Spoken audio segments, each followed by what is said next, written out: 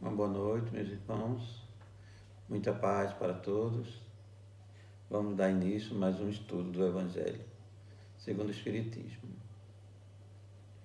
E na noite de hoje nós vamos estudar o capítulo 2, que tem como tema principal: Meu reino não é deste mundo. Então vamos fazer a nossa prece inicial para posteriormente iniciarmos a nossa tarefa. Pai de infinita bondade, amado Mestre Jesus, amigos da espiritualidade, nesse instante, Pai amado, nós vos rogamos o teu auxílio, o teu amparo. Envolve a todos nós em teus fluxos de paz, de harmonia, de equilíbrio, serenando as nossas mentes, os nossos corações, para que nós possamos receber o auxílio, a orientação, o amparo da espiritualidade que orienta a nossa casa, para que nós possamos, todos nós, compreendermos melhor os ensinamentos desta noite.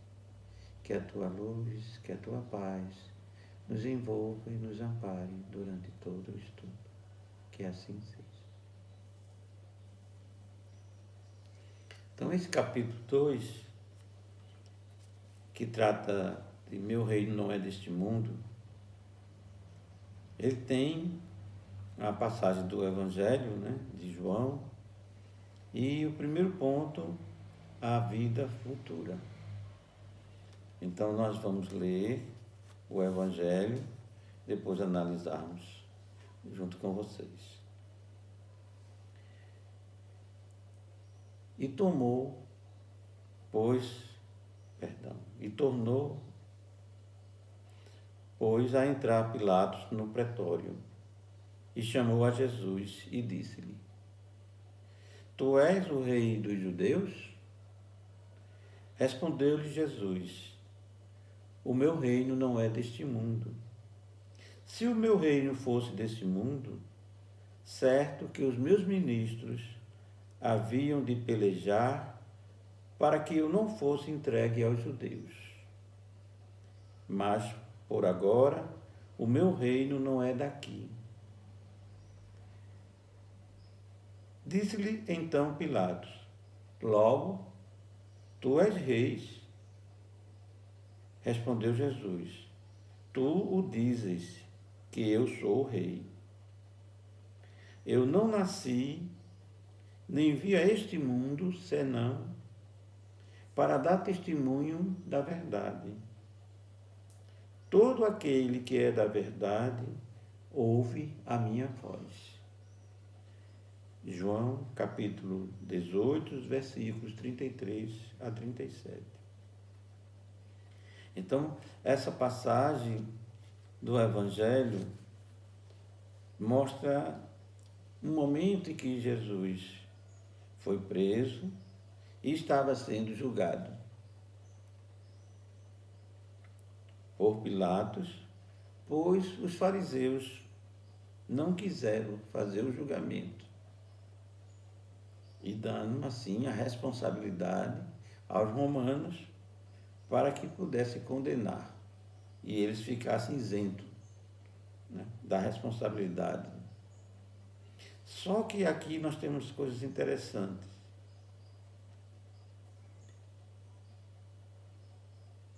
Pilatos pergunta a Jesus se ele era o rei dos judeus, porque naquela época se esperava um rei poderoso para libertar os judeus do jugo dos romanos.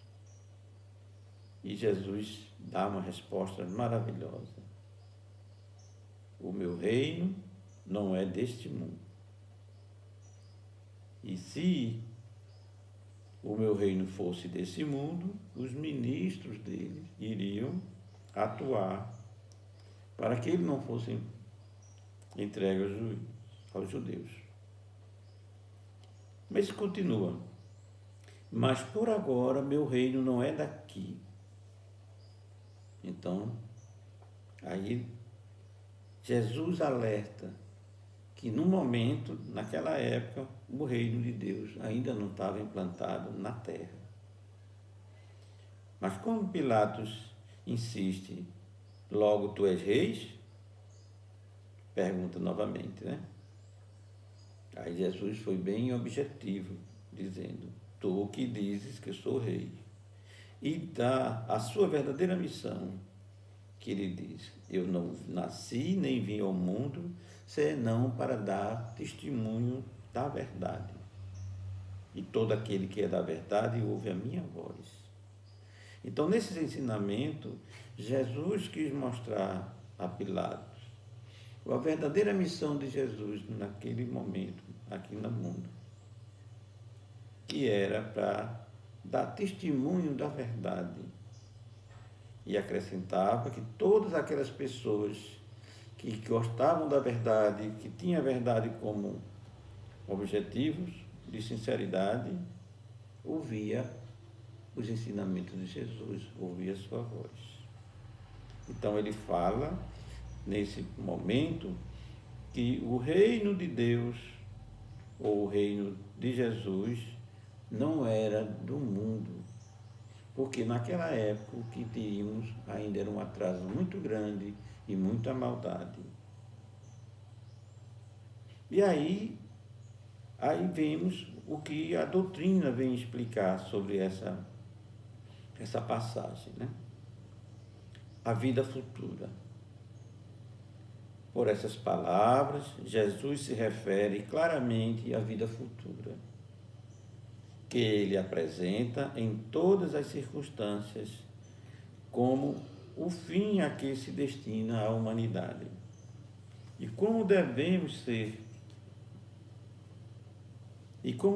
ser o objeto das principais preocupações do homem sobre a terra. Então, Jesus fala daqui da vida futura, ou seja, no momento atual, ainda era muito pouco para se ter as condições e se ver com clareza tudo que a lei de Deus permite, tudo que a lei de Deus deseja de nós. Mas que a humanidade iria se preparar e ter como preocupação maior do homem seria se preparar para essa vida futura. Então, todas as suas máximas se referem a esse grande princípio. Então, sem a vida futura, com efeito, a maior parte dos seus preceitos de moral não teria nenhuma razão de ser. Então, o que é que significa isso? Se nós não compreendermos que somos seres eternos, filhos de Deus, que temos, a partir do momento que Deus nos criou, jamais morreremos, nós não vamos compreender nem aceitar o que Jesus ensina.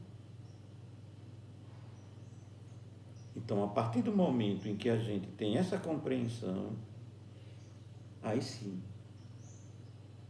nós vamos ver que o que acontece conosco, de ruim ou de bom, tem a ver com essa eternidade do ser que nós somos.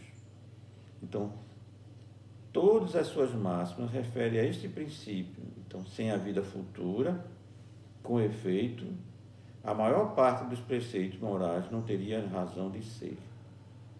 É por isso que os que não creem na vida futura, pensando que ele apenas falava da vida presente, não o compreendem ou os acham pueris. Então aí mostra, a doutrina nos ensina, né, da grande dificuldade que temos como humanidade em acreditar nos ensinamentos de Jesus quando a gente acha que morreu, acabou. Quando a gente acha que nada vai continuar, que teremos que aproveitar dessa vida tudo que a gente pode obter, porque após a morte não teríamos mais nada, seria uma eterna escuridão. Então, na verdade, Jesus veio ensinar que não existe essa escuridão. O que existe é uma vida eterna, que nós não morremos e continuaremos a nosso crescimento e a nossa evolução espiritual. Obviamente, não é com o corpo físico, é com a essência divina que nós somos, filhos de Deus, almas, espíritos criados para ser um dia seres perfeitos. Então, esse dogma pode ser considerado, portanto, como um ponto central do ensinamento do Cristo. Então, aí a gente tem uma palavra bem interessante, né? Falando de dogma, e a gente vê muitas vezes a doutrina dizer, nós não temos dogma. E agora? Na verdade, essa palavra é num aspecto que é uma coisa certa, é uma coisa indiscutível, mas não é uma coisa que não possa se raciocinar nem pensar sobre ela, como os outros dogmas, que são coisas que a gente não pode discutir, e isso é discutível. Mas a partir desses ensinamentos, em que a gente compreende que nós somos seres eternos, aí sim, nós vamos entender o ensinamento do Cristo, que um dia nós receberemos toda ajuda e todo amparo que necessitamos. Os que sofrem, né? Os que fazem esforço e sacrifício no bem terão a sua recompensa, porque como filho de Deus, eles adquirem o merecimento, adquirem as condições de receber toda ajuda e todo amparo. Eis porque está colocado entre os primeiros, no início dessa obra, pois deve ser a meta de todos os homens. Só ele pode justificar os absurdos da vida terrestre e harmonizar-se com a justiça de Deus. Então, a partir do momento que a gente tem a compreensão de vida eterna, da vida futura, que o corpo morre, mas o nosso espírito continua, a nossa alma continua, então dá para a gente entender de tudo isso que acontece em nossa vida. Então, as coisas absurdas que ocorrem, a gente está vendo, né? As maldades, os absurdos que estão sendo feitos, ou os esforços de bondade, de harmonia das pessoas. Então, vai ser recompensado a cada um pelo ato que fizer, ou vai sofrer as consequências da maldade e da perversão que tenha feito. Então, a justiça de Deus se fará presente para aquelas criaturas, se não nessa vida, na vida futura, mas sempre haverá essa condição, né? E aí a gente vê, nada fica impune aos olhos de Deus, porque está tudo gravado em nós e nós vamos responder pelas nossas atitudes. Se nós adquirimos merecimentos, então nós podemos ter as graças da bondade do nosso Pai Celestial. E aí continua uma coisa bem interessante, vejam só. Os judeus daquela época, né, tinham ideias muito imprecisas sobre a vida futura. Acreditavam nos anjos, mas não sabiam que os homens, um dia, pudessem tornar-se anjo e participar da felicidade angélica. Segundo, pensavam, a observação das leis de Deus era recompensada pelos bens terrenos, pela supremacia de sua nação no mundo, pelas vitórias que obteria sobre os inimigos. E as calamidades públicas e as derrotas eram castigos pela desobediência a Deus. Então, nos judeus naquela época, tinha essa visão e não entendia bem como era a vida futura. Acreditavam nos anjos, mas achavam que eram seres especiais, privilegiados, que Deus criou. Não entendia que os próprios anjos foram seres que começou como todos nós, simples, ignorante, que através do seu esforço de transformação, do seu crescimento, foram adquirindo as virtudes a sabedoria e se tornaram seres perfeitos no nível de conhecimento, de elevação. Então se tornaram anjos. E segundo essa observação, o que é que eles achavam? A recompensa que se tinha material da época era fruto do merecimento perante Deus. E quando eles passavam pelo sofrimento, era porque fizeram muita maldade, ou foram contra a lei de Deus, ou foram desobedientes, então fazia com que eles sofressem todas as consequências. Então, as calamidades públicas e as derrotas eram castigos da desobediência. E isso ainda hoje está implantado na nossa mente, essa condição, né? E Moisés, naquela época, confirmou, ao dizer essas coisas, ainda mais fortemente a um povo ignorante e de pastores. E precisava ser tocado, ante tudo, pelos seus interesses do mundo. Então Moisés reforçou muito nessa época, né, que ele viveu, porque o povo na época era muito ignorante, era um povo que, na verdade, eles viveram como assim, como escravos no Egito, e depois saíram, foram viver no deserto mais de 40 anos, como nômade. E aí, a única coisa que os bens que ele tinha foi as vacas, os bichinhos que eles tinham, né, que iam sendo tocados, para onde ele ia, levava os animais também, né? Mas não tinha uma fixação na época como agricultores, nada disso. Eles estavam no deserto, caminhando em busca da terra prometida. Então, mais tarde, aí veio Jesus. Então, Jesus veio revelar que existe outro mundo onde a justiça de Deus se realiza. E esse mundo que ele promete aos que observam os mandamentos da lei de Deus. E nele, os bons são recompensados. Esse mundo é o seu reino, no qual se encontra toda a glória e para a qual voltará ao deixar a terra. Então, naquele momento, a terra ainda não estava preparada.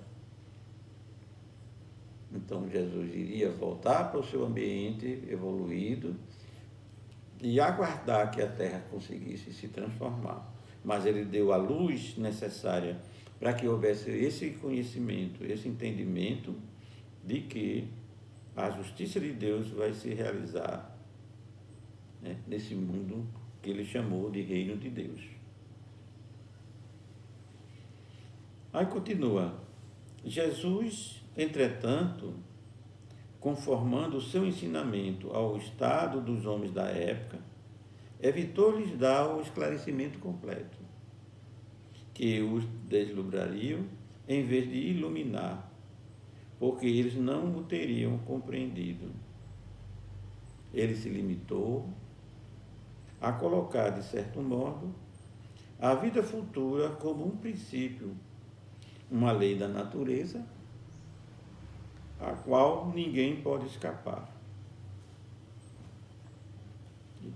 Então, todo cristão, portanto, se vê forçosamente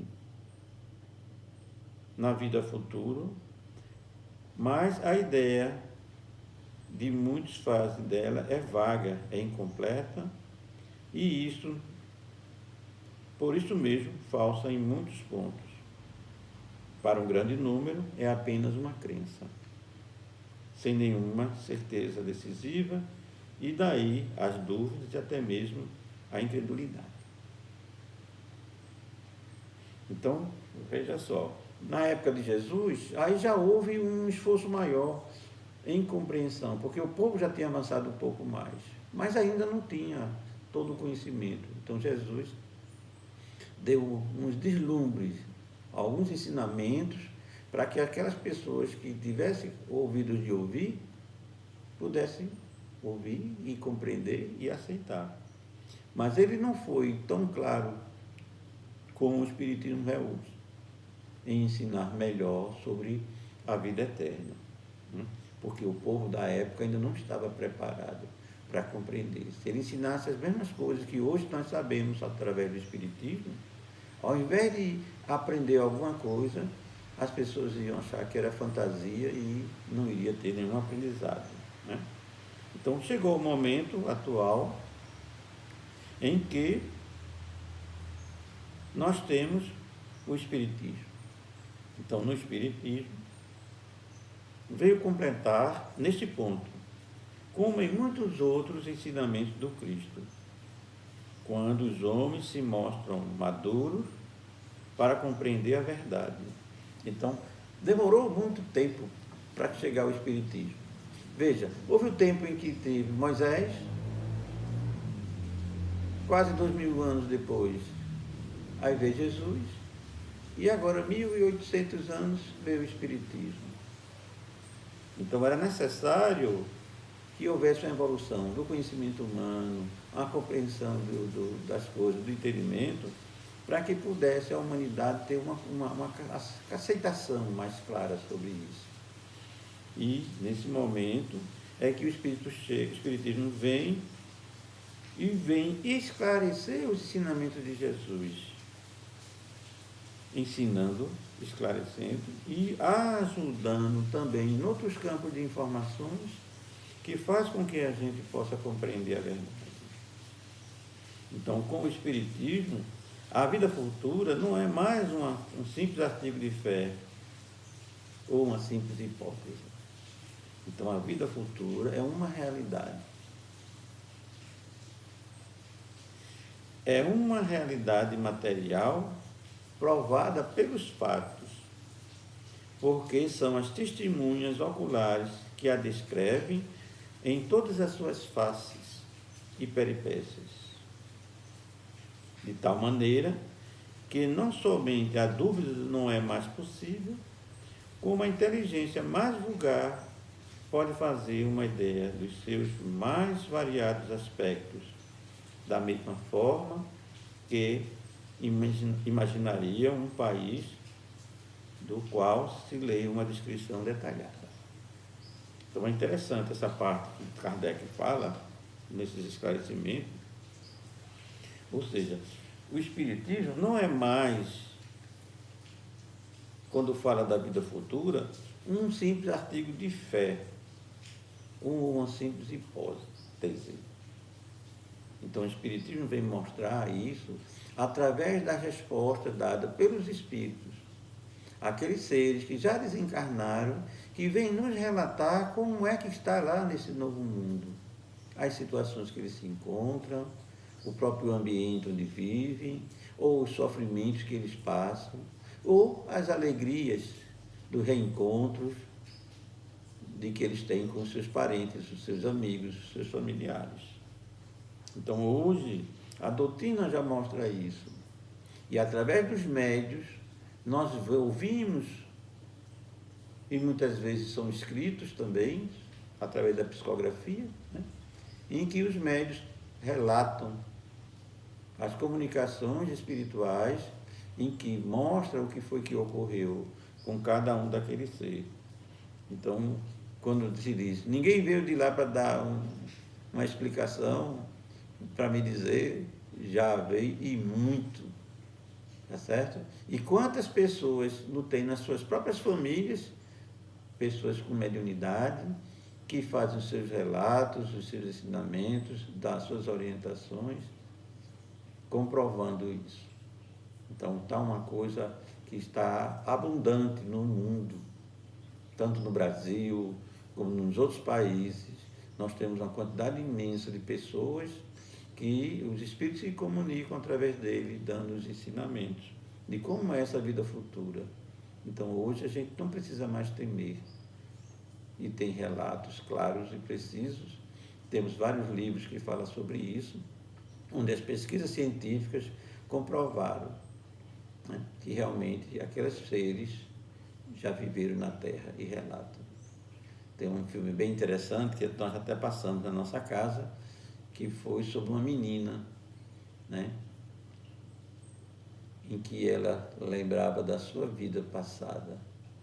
E nessa encarnação, ela teve a oportunidade de rever os seus familiares, que ainda se encontravam vivos. Então, houve um desencarne e um reencarne bem rápido, e onde ela pôde relatar tudo o que aconteceu. E foi muito interessante esses ensinamentos, né? Então, o que nós vemos é que hoje as testemunhas são oculares, pois descreve todas as fases que ocorrem. Então, aquelas pessoas que fazem o bem, que estão em harmonia com as leis de Deus, vão para ambientes bons, as colônias espirituais, onde eles têm o convívio dos espíritos bons, que estão ajuda para a sua vida. E eles têm, assim, a oportunidade de relatar como eles estão vivendo nesses locais. Da mesma forma, aquelas pessoas que foram mais da nossa terra, né? Então vai para locais realmente tenebrosos, de escuridão, de sofrimento, consequência dos seus atos. Então hoje todos nós sabemos disso. E tem vários e vários filmes que mostram isso. E aí a gente vai vendo que não tem mais nenhuma dúvida sobre isso, né? Então é importante a gente entender que a vida futura é uma realidade. Então, depois que Deus nos criou, nós não morremos mais. Vamos ser seres eternos. E vamos caminhar, nos melhorando a cada dia, para nos tornar seres evoluídos. E um dia, nós também seremos anjos. Vai depender dos esforços de cada um de nós. Então, meus irmãos, a justiça de Deus vai se fazer, porque aquelas pessoas que tiverem o merecimento pelas suas ações, pela sua vida, vão alcançar o reino dos céus. As pessoas que não estão ligando para isso vão passar por uma série de sofrimentos até aprender essa grande verdade. Era isso que nós tínhamos para essa lição, né, da vida futura. Esse meu reino não é desse mundo. Então, nessa parte, nós vamos ficar por aqui e vamos agradecer a oportunidade que nós tivemos nessa tarde. Vamos fazer uma prece de agradecimento. Pai de infinita bondade, amado Mestre Jesus, amigos da espiritualidade, agradecemos, Senhor, por todo o auxílio e todo o amparo que tivemos nesta noite e derrama sobre todos nós teus fluidos de paz, de harmonia, de equilíbrio, e que essa mesma paz, essa mesma luz envolva todos os lares que estão ouvindo, estão vendo a nossa aula, que eles possam derramar sobre todos os familiares fluidos de muita paz, de muita serenidade, confiança e fé, para superar esse momento que nós estamos passando pela pandemia, em que é necessário para a nossa reforma, nossa modificação. Que a bondade de Deus nos dê força, coragem, confiança e muita paz para todos. Que assim seja.